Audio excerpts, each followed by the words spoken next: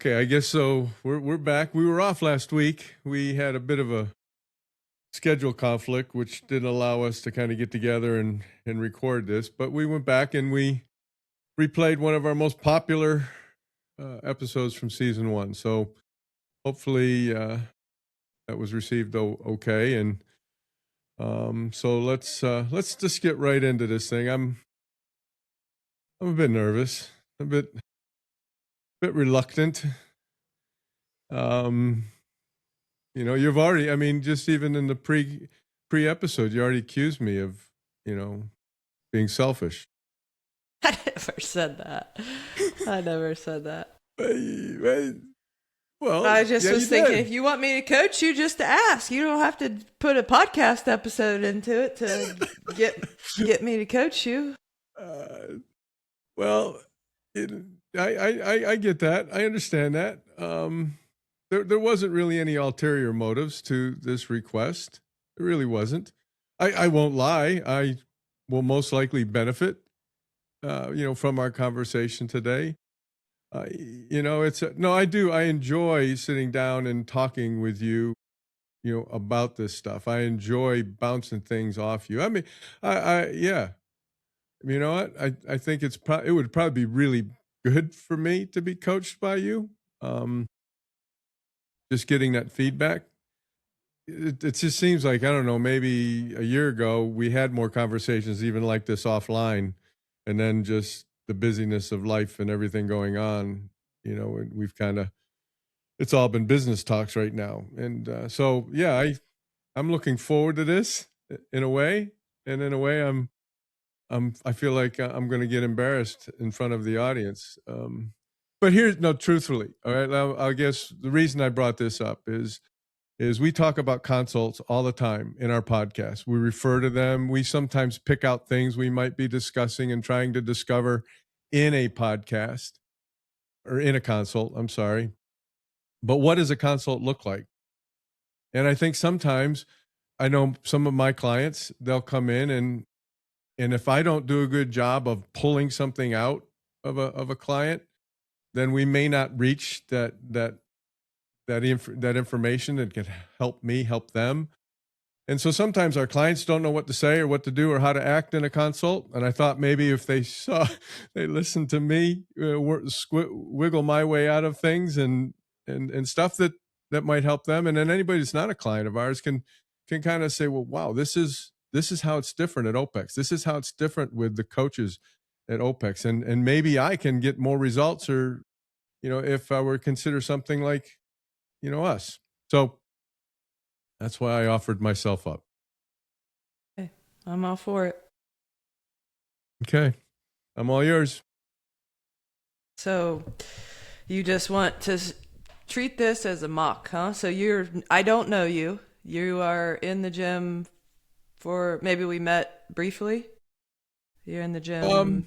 Well, you do know me. No, you know me, right? You know, and and even though you haven't been coaching me, you freaking know me, all right? And Yeah. my bullshit, and my excuse. Well, you kind of know. Well, maybe you'll find more out today. But this will be a monthly consult. And so not your first one. Not my first consult. one. No. Okay. No. So I've been coaching you. You've been coaching me. Okay. All right. And this is, how long have you been with me?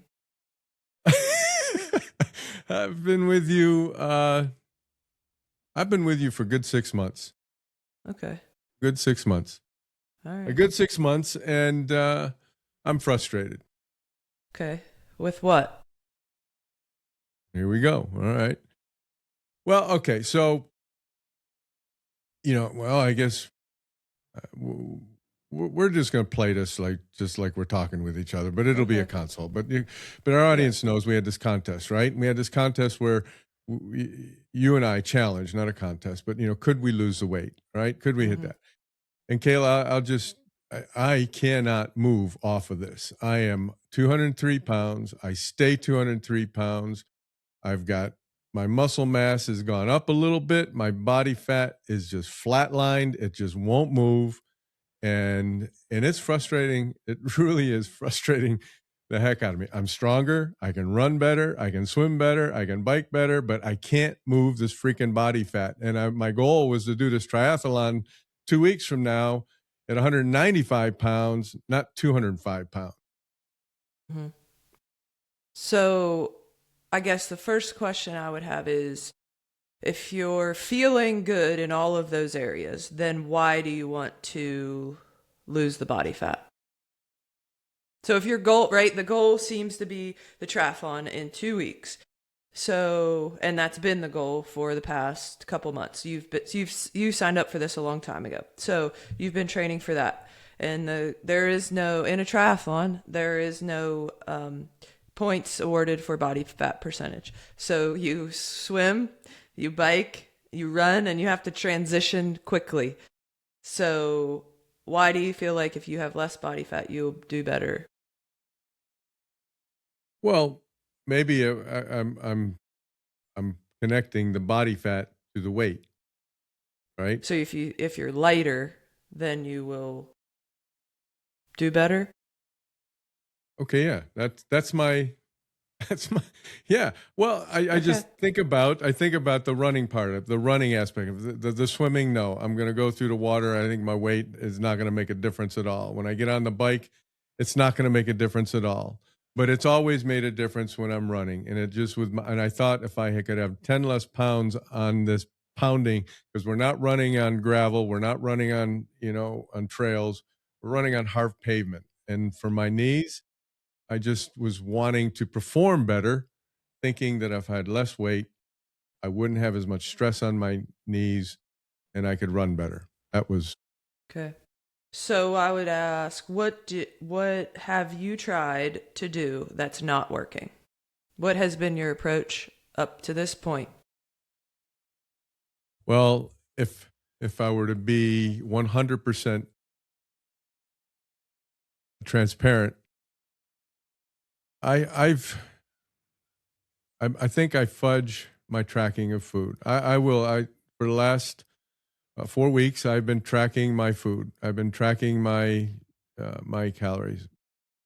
And I think I think I'm in a deficit, but I'm not. I I, So how did you I don't. come up with that deficit? Um, well, I came up with the deficit by tracking ahead. See, again, if it's like I think we garbage found your in, garbage problem. out. No, but it's like garbage in, garbage out. I think. Well, no, it's not. I think I Are you in a deficit or no? hell no. I guess not. I think I'm on So in maintenance. so here's a way to get into a deficit. Either you move more or you eat less. And that's what I'm asking. Are you trying to burn more calories and eat the same, or are you trying to burn the same calories that you've been burning and eat less food? Trying to do both. Okay, and I guess evidently, well, you see, So you I take told did you you get on the you got on the InBody, right? So this is I how we got look on the at it. This invite. is what I would say. We get on the InBody. I don't know, maybe your BMR is 2000? 1863, Okay, 18. 1863. Okay. So then on top of that, that's just resting. So on top of that, I would say exercise calorie burn. I mean, you could use your wearable, but I don't. Probably We on don't have average that 300. On average 300 a 300. day. So we're at 2100 calories. Then non-exercise activity would probably be another 2 to 400, probably, Okay, right? So we're at 21, say 24 to 2500 2400. calories Right. is maintenance calories. So to go into a deficit would be 10-15% off of that number. That's the math of it. So if you were to take it off, I mean, I don't, what do you Well, know let's that just say math off your head? 1900 calories. Okay, so 1900 calories. So have you been eating 1900 See calories that, for the and that's past? where I think that's where the garbage in, garbage out comes. Right. I guess I'm guessing a lot. I think too much on my tracking. I'm Yeah, looking. you can't guess. I know.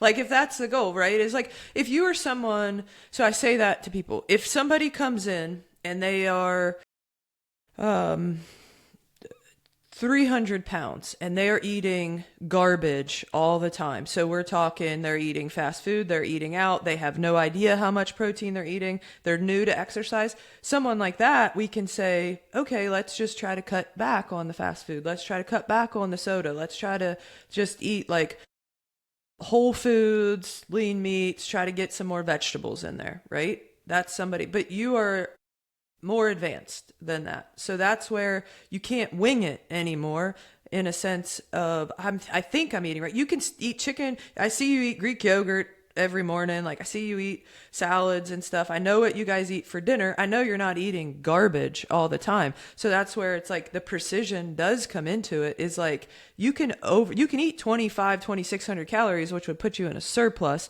of chicken breasts, broccoli, and Greek yogurt. You can do that. It's real easy. I can down a whole tub of Greek yogurt right now, no problem, right?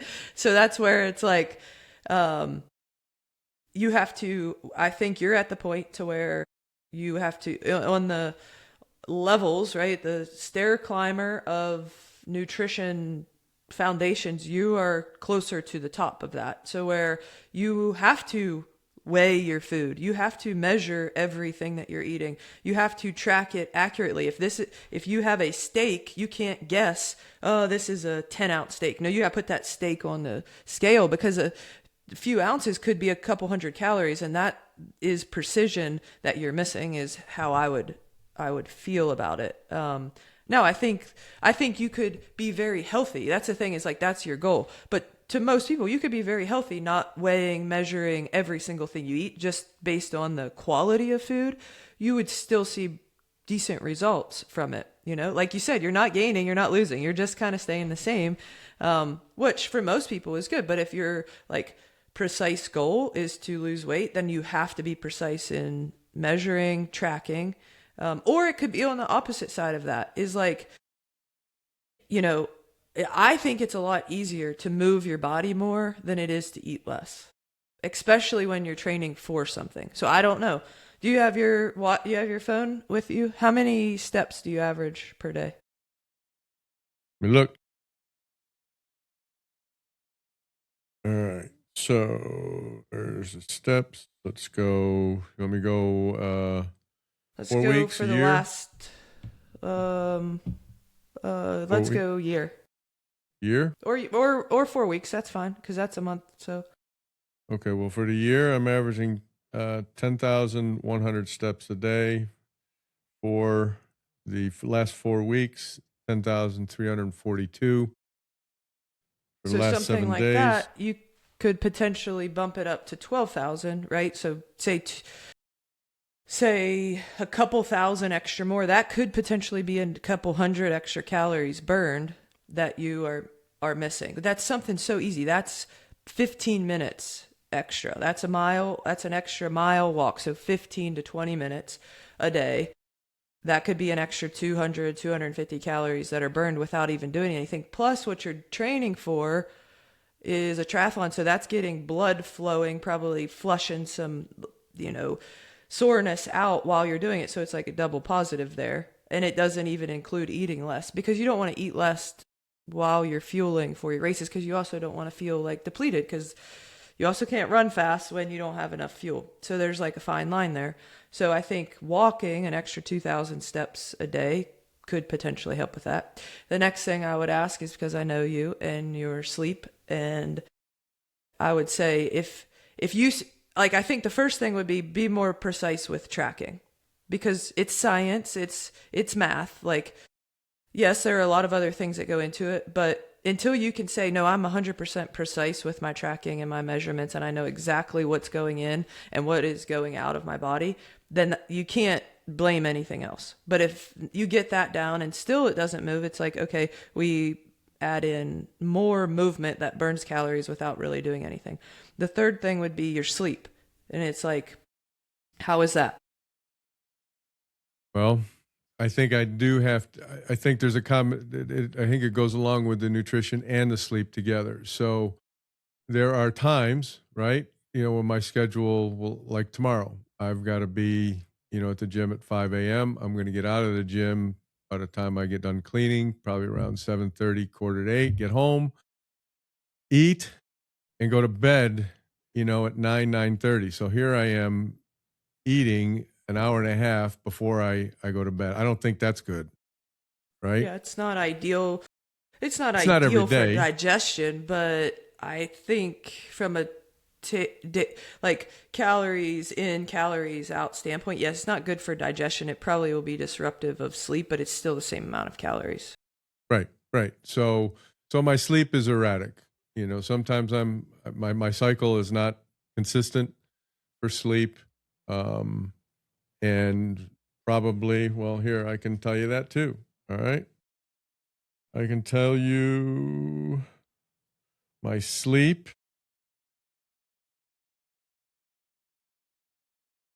Come on. So I am average. Where's 4 weeks. Let's do 4 weeks. Come on. I'm averaging 6 hours and 44 minutes a night. That's my Yeah. average. So I would say, try you obviously you can't do it every single night. But the day that you just, and we talked about this briefly before, like the day that you described is the minority of the week. So yeah, that day maybe it's a loss, but there maybe are 5 other days in there that you can get a full 8 hours of sleep, which would probably average out to 7 hours and something. So even if it's, an 30 to 45 minutes longer than you are now, that average is still higher, which I think then plays a role in what you eat. Because if you are, I mean, I don't know about you, but the days that I wake up at 3, 4 a.m., my food is not as good on those days because it's like I'm tired. I'm like, I don't care. I just want to eat food. And you're just awake longer. So like food choices are not as good on those days. So if you could try to get that sleep up a little bit, I bet you would see some less like poor choices or hunger cravings, or the thought like, I know that you get this because I get this, is like, I'm too tired. I'm not tracking that. I'm not weighing that like chicken. Like it's like, I'm too tired. I just want to eat. To whereas if you weren't as sleepy, those choices would probably be a little bit better. Yeah. So, no, I see sleep as an opportunity. I see being more precise in my tracking being an opportunity. Um, I just, yeah, it's just been, I think that's, too, another thing with so like when people say they struggle with measuring, like it's usually when they say tracking, it's their tracking, but they're not accurately measuring it. Like that's a message I send when I do nutrition check-ins. Is it's like if I see somebody have half a tablespoon of peanut butter in a food log, my first question is, did you measure that or did you guess? Because there's nobody in this world that's eating a half a tablespoon of peanut butter. I don't care how much discipline and willpower you have. It's really hard. I mean, that's like the half of your finger. So the tip of your finger, so it's like, is that true? Or you'll see a grown ass man putting in a food log. I had 3 ounces of chicken breast for dinner. 3 ounces. That's like a quarter of your palm, less than half of your palm. There's no grown ass man eating 3 ounces of chicken breast. So it's like, it's you're tracking food. I bet you're probably tracking everything you put in. It's like that it's not accurately. So that's where, if you feel like, I'm pretty good with my chicken. I'm just using chicken breast yeah, as an example. It's like, right. yeah, it's usually a palm size. That's like 6 to 8 ounces. That's usually consistent. I'm not overeating that. But if there are foods that you're like, I definitely like take a spoonful of this, or probably I put in I that I like have a half pretzels a, with peanut butter in them.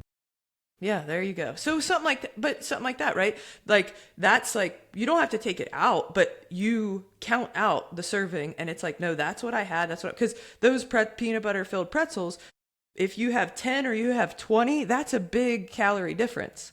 And I That's know when we track, we're always like, I don't know, I probably had 10. And realistically, it was 20. So that's something like that. Notice where you tend to probably overeat or inaccurately measure and actually measure it. Like I know for myself, like I am, like when we were doing our challenge, I am a big, like when we make, I eat really high quality food. It's just like sometimes I eat too much of it. And so in the evenings, I was like, no, I am measuring, nothing is going into my mouth that doesn't go on that food scale for my dinners because that I'm really bad. I get home and I'm starving and I'm like, I don't care. I just want to eat. And I'm like picking at it as it's on the stove. As I'm putting it away, I'm like picking at it. Even if it is just chicken and sweet potatoes, it's like, well, I weighed 4 ounces of sweet potato, but as I'm picking it off the tray and then putting it away, I probably ate another 2 or 3 ounces, which wasn't logged. So that was like something was dinner time. Nothing goes into my mouth unless it's on that food scale. And so I think stuff like that or Greek yogurt, right? Like that's an easy one. If you're not using like we just had that conversation yesterday is I'm bad about like taking scoopfuls out of the big container. I'm like, we need a freaking 5-gallon bucket of Greek yogurt, as much Greek yogurt as we eat for 2 people in this house. And I said, I'm not doing that anymore. I'll pay a little bit more and I'll get the individual servings because I know exactly what it is and I'm going to eat that, not more, not less. I'm not getting any spoonfuls out of the container because that's a struggle of mine. Is like that's not accurately measured. I put a half a cup in, but I know I probably had a cup or more. yeah. And I think that's another challenge. Okay, challenge of mine. Um, okay, okay. Well, the roles in our house are just the way it kind of breaks down. Is if it's grilling, I'm kind of doing that kind of thing, right? I'm doing the grilling, cooking the meats or the fish or whatever, and then Synth, she kind of does everything else. But if we're not having meat, that like last night, well, we had salmon, we had kale salad, and we had asparagus. Right? I didn't weigh any of it last night. I didn't. I just didn't. But there's sometimes, and I'll just share. There's sometimes where she will make the dinner, Mm-hmm. Kayla. I have no freaking idea how much of anything is in that dang thing. I know it's healthy. We don't, like you said, we don't cook anything that's fried or I mean, it's all it's whole food. It's good for you, but I have no idea what's in there. I don't Mm-hmm. know the dressing. I don't know how much dressing's in there. But oftentimes we don't even use store-bought dressing. We make our own. So I have so Yeah. again, I could be right on the nose or I could be way off. And I got to Yeah. the point, and this is a question I had for you.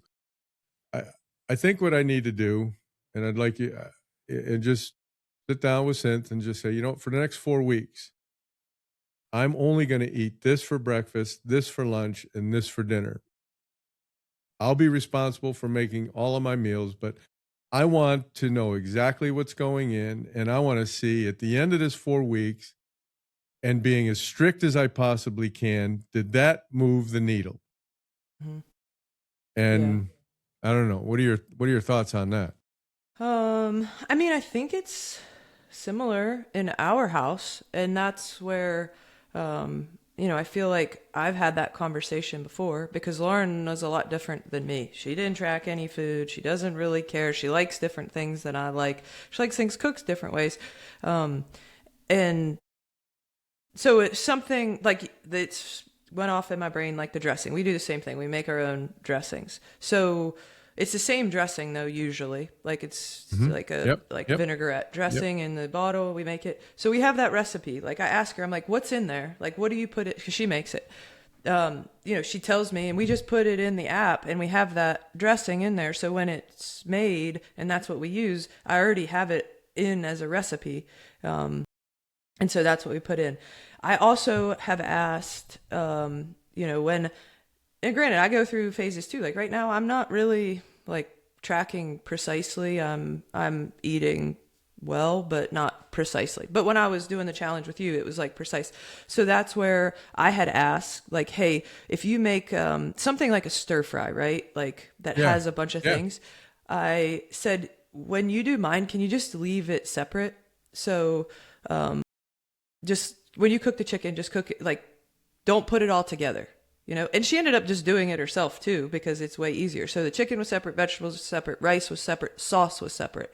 So when I measure it, different pans.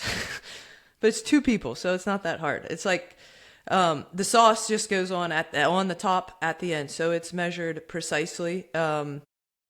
And the rice was in a, well, I mean, we just get microwave rice, so it's like that's in the microwave. And then the vegetables and the meat were cooked in two different pans on the stovetop. So then when it comes time to measure it, I put the rice on a plate, measure it, then I put the vegetables. Sometimes, sometimes I don't even measure vegetables. I'm like, if it's broccoli and snap peas and carrots, I'm not measuring it, because it's like that's not that. But the chicken could be a big difference, or steak could be a big difference. Measure that on the top, and then measure your tablespoons or whatever of sauce on top of that. It's the same meal, it's just separated. Yeah, yeah, yeah. Or if it's like she makes something similar all the time, just make it into a recipe in the app to where it's already there. If you don't want to cook it separate, it's there. It's like, oh yeah, this is our stir fry recipe. I had 2 servings of that, and it's all in there. It's I think a conversation is important. Like that's one of the questions that I ask clients is your family on board with this? Because if your family's not on board with your goals and your lifestyle, it's going to be even more difficult. And sometimes I feel like that's a conversation that's missed a lot of the time is they may be on board. They may want to support you, and they may want to help, and may want to do all those things. They just don't know it because we don't have that conversation. Or it's really like not that much more difficult to make it a little bit different to fit your goals. We just did that last week. I mean not from a like nutrient or calorie standpoint, but I don't love noodles. So Lauren is a huge noodle person, whether it's like Asian noodles, whether it's pasta, like Italian, spaghetti or something. She just loves noodles. I don't love noodles. So when we make a dish, she just sets my like rice out, and like I said, we just do microwave bag rice. She cooks her noodles, she eats noodles, and then I usually just eat rice or like a potato or something instead. So something like that is just like a preference that's known, but it's a conversation that's had is like, yeah, you cook your noodles, you have noodles if you want them, but I can get my own side, Yeah. Yeah, no, Cynthia's definitely on board, but she's on board with my goals. She's on board with supporting me and helping me, but she's she's not on board. I think with all the tracking, with all of that kind of stuff. And she says, "I make healthy food. It's healthy. It's good." And I think, but I don't know.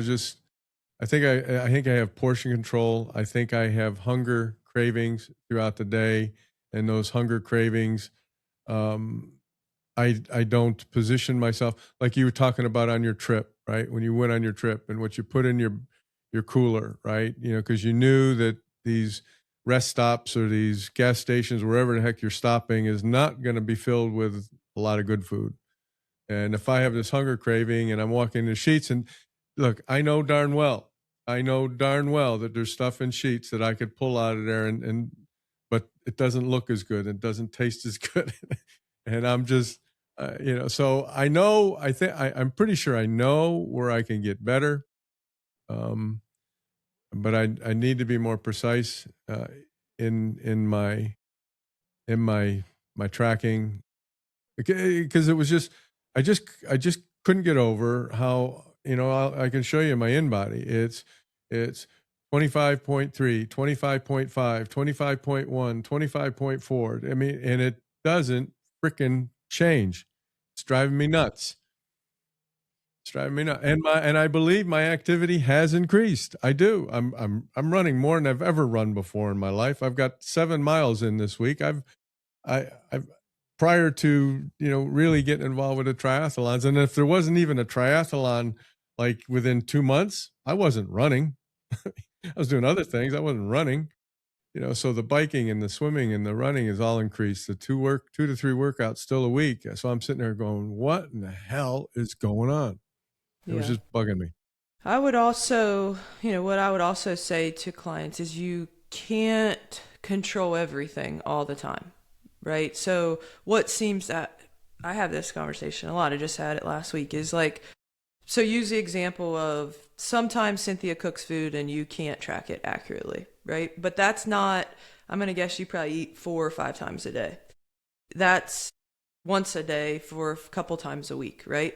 So what usually happens is somebody eats a meal and it's like, I couldn't track it. Then that leads in, well, I didn't track last night, so I'm not going to track this morning. And then, well, shit, I didn't track breakfast. I'm not going to track lunch. And then, so the one meal that Cynthia made then falls into 3, 4 a week long of meals that you have made that you haven't tracked because you didn't track that one meal. So I think if you look at the overall week, I mean, I know your wife and she's not cooking 4 or 5 meals for you every day and packing your lunch and saying that's not happening in that household. I know it. So She maybe does a lot, but she's you're right. cooking a dinner or two here or there, right? Is like maybe she cooks dinner every night. I don't know. But still you have your whole day. I see you're at the gym, you're doing something all day long, so you're in charge of your own food there. So make sure all of the things that you are in charge of are tracked. Then those couple meals here or there, yeah, you might have to estimate. You might have to guess. You might have to try to weigh it, but you're not sure exactly what's in it. But you can get pretty close, like, so don't let those few meals completely derail you from all the other things that you can control. Yeah, I'll go one more question for you, just along those lines.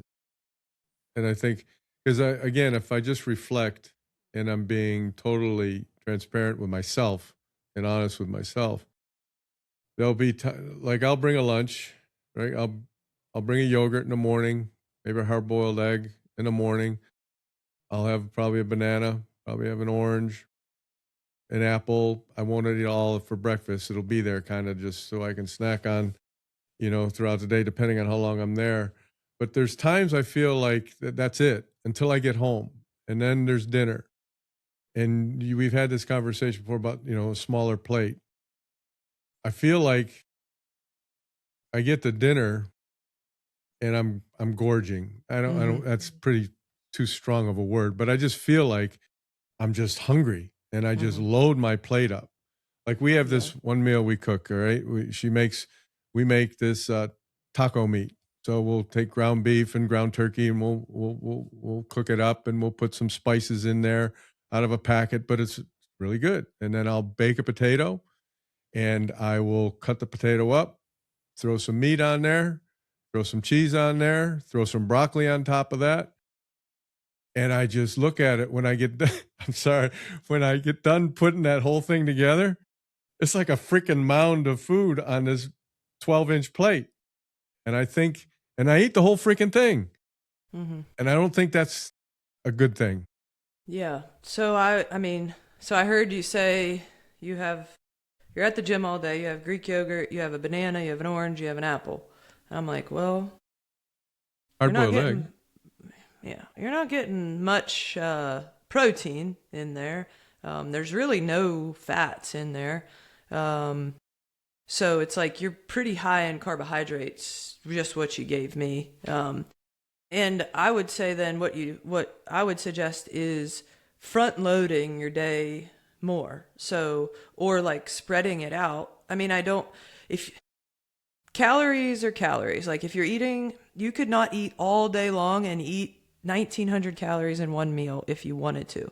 But I would guess what's probably happening is you're getting in maybe 1500 or so earlier in the day, and then you're getting home and you're eating that again because you're hungry.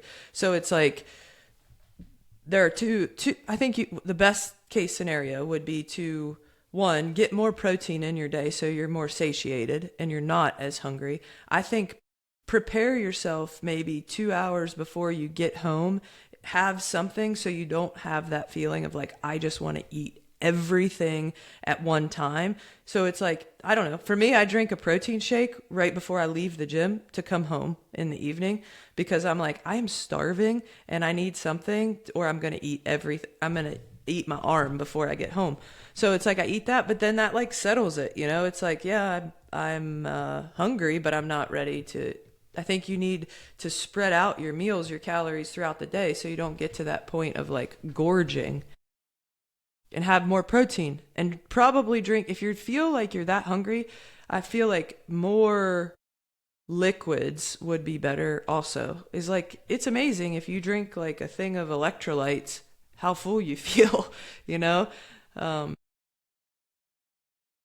I don't know. I think that would be good. A lot of people talk about that. A lot of people, that happens on the weekends too, you know, is like, I eat really well all week and then Saturday, Sunday, I just go crazy. I just want all the things. It's like, well, maybe if you just like spread that out throughout the week, you'd probably take in more calories as a whole for the week than like 5 days on, 2 days off. It's yours is a similar situation. It's like, okay, I'm like 6, 7 hours good, 1 hour really bad, or really a lot of food. It's like, well, if you just kind of sprinkled that in throughout the day, you'd be better off.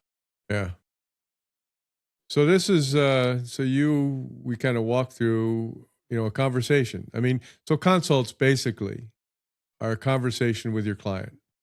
And it can go, do you and just as we kind of wrap up, do you try to direct the conversation, or do you, like today, the conversation just, I opened my mouth and you directed me different, directed me Yeah. maybe in a different way. Well, there's usually, and this, if people think about it now and they hear it, the conversation could have gone one of two ways. There's a fork in the road at the beginning of this conversation. It's always, I usually always challenge a person, which I challenged you in the beginning, is like, okay, you want to lose 10 pounds, but in my brain, I heard you run faster, you're swimming better, you're biking. So I say, why? And if you say, I don't know. And it's like, well, then quit worrying about losing weight because it's not going to help anything, right? But you had a reason for it. So this conversation would have been completely different if you were like, I don't know, I just feel like I should. I just feel like I would feel better. And it's like, okay, but you do feel better without losing 10 pounds. So then the conversation would go to more of a, potentially philosophical of, where does that thought of losing 10 pounds, where does that come from? Why do we think that? Is it really important? Or is this like just something that has been conditioned in your brain that you have to be lighter in order to perform better? Right. But you gave me a like very concrete, my knees will feel better if I'm lighter because of the pounding. And it's like, okay, so we take the conversation to actually losing the weight. I just think that you have to challenge someone first in order to know the real reason behind it. And I would say a lot of my conversations go the other way. Is like people have some arbitrary goal that they think they should have, and they think it will make them better. They think it will make their lives better, when really it has nothing to do with it. And I think if you want my personal opinion, I think you're somewhere in the middle of that. I think um, I think that you could still be, I mean, say this, if you were sitting here and you were 350 pounds, this is a different conversation, right? Like that's a metric that is costing you your overall health, because that's obesity, and obesity is not healthy. I'm all about body, what's the term? Body, Shaming? yeah, Or you're not all about about, that, not but yeah, about like body positivity, right? body Like I'm all about positivity. that, but there is a point, we've talked about this a lot, is like there's a point to where it's detrimental to your health, and our job is to make people healthy. You are not that person. You are not obese. You're 20 some percent body fat. You're not obese. You are healthy weight. You are well under what your age group body fat percentage is. Like you have a decent amount of skeletal muscle mass. So if you didn't lose 10 pounds, your health isn't really impacted by it. It's like your preference of losing 10 pounds for your performance. So, yeah, I just think that you have to make sure that we're following a right goal that comes from somewhere and that actually has truth and meaning behind it, and isn't just some conditioned thought that people have. Yeah. Well, the conditioned thought, that people have So part, again, and this is probably BS. It's not BS though. All right, it's not. I mean, you have a brand in your gym. You have a brand, and and part of your brand is that the coaches will model, not just tell people what to do. They'll model, and I just want to make sure. I think if I was at 19% body fat, my appearance in the gym would look more like a coach as opposed to 25% body fat. All right. So that is, maybe that's that, I don't know, philosophical, uh, Yeah. more thought process. But so there's that too. Yeah. So yeah, there's that aspect of it as well. But I understand that. yeah. So, okay. Well, thank you. I appreciate that. I didn't get beat up as much as I thought I would. No Um, beating up. but Most I people do don't think get it's beat up as much as they think I beat people up. no, I no, that is I no, I get that. I get that. I get that. But I do think it's important. I think it's important in a consult and for us as coaches to have that relationship with our clients that they feel free enough to say even the stupidest things, or just to be, so that we can ask maybe deeper questions to uncover maybe what the real objective is or the real obstacle is. And Yeah. if our clients come in and we just ask just, top shelf questions, and we just stay at the top shelf and we don't try to dig deeper, I think, and then the client doesn't allow us to dig deeper, I think there's opportunity there. And I guess what I wanted to demonstrate today is that I was willing to let you go as deep as you wanted. And because of that, I feel real good about leaving this conversation. And I feel like I've got a plan. And I think if we don't, as coaches, dig deeper and the clients don't allow us to dig, then we might be leaving something out there that could help us both. Does that make sense? Yeah. Yeah, for sure. I I had a consult last week, and this kind of is very similar to it. And it's like I felt very conflicted, and I felt like there was a lot of tension in the consult, And then I left it, and I'm like, man, I could have, because this client wanted something kind of like you did, right? And I could have just said like, yeah, this is what we do to get there. But I just was like, I was challenging it really, really hard. Like challenge, I was not backing down. And after the consult, I feel like we both were kind of like defeated, because there was just like a lot of back and forth, like good back and forth, but it was like not. They were wanting something, and I kept challenging it and saying, I'm not just giving that to you because I don't believe this is the ultimate goal, because I've had multiple conversations with you and that this is the goal. Then one little thing happened and now all your goals have changed. I'm like, I don't know if this is necessarily true. And we just kept challenging. And afterwards I'm like, man, that would have been a lot easier if I just said, yeah, you're right. Let's switch gears. Like, let's change. I'm like, but at the end of the day, that's not authentic. And that's not what's going to actually move people in the right direction. It's not going to get them to learn themselves either, right? Mm. Because if I would have just said, yeah, you're right, let's go, let's do that now, and we'll change, it would have been easier for everybody. But I think for myself, I would have felt like I was doing a disservice to that client, because I wasn't holding up my end of challenging and like uncovering and trying to make new discoveries within themselves. Yeah, and I think because um you've got experience talking to a number of different people, and you're hearing a number of different reasons. We can use the word excuses, obstacles, whatever. But you just have this where it's all kind of gathered together, and they're sitting in their one little cocoon and with their thoughts, but you're able to extrapolate different conversations that you've had with different people. Hey, this kind of sounds like this, or this kind of sounds like this. I need to ask this. And that experience that you have with all sorts of different people, with all sorts of different goals and lifestyles and things, really allows you to just think deeper and ask those maybe more specific questions to bring that out. I think that's just a one of the benefits of, well, not just having you as a coach, but just having coaches that have a very diverse kind of clientele that they work with, because it just helps us understand each individual a little bit better. But it was really good. I think I've got a plan.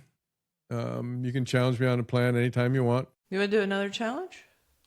Boy, does it have to do with body fat? No. I don't know, whatever you want. I'm always up for a challenge. Yeah, sure.